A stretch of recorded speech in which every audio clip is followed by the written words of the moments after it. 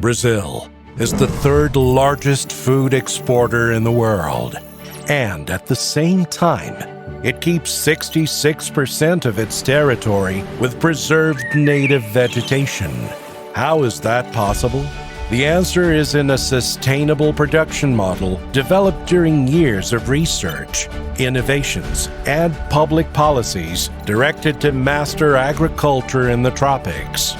This includes the National Plan for Low Carbon Emission in Agriculture, one example of the national policy that contributed to the development of an agriculture with low emission of greenhouse gases. This plan guarantees investments for the development of planting techniques in areas considered low productivity land. In the last 10 years, over 50 million hectares were recovered and today are considered social, economic, and environmentally sustainable. Another example is the Brazilian beef. The vast majority of the livestock in the country is grass-fed. The Brazilian livestock also has integrated crop livestock forest systems, which allow for the reduction of emissions. Brazil also has one of the strictest environmental laws in the world.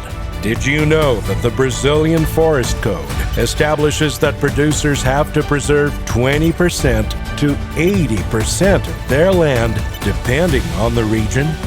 Thanks to this law, permanent preservation areas located inside farms account for 25% of all preservation areas in Brazil. Brazil has the research, innovations, and public policies to produce safe and good quality food for the world in a sustainable way. Brazilian agribusiness, feeding the world, respecting the planet.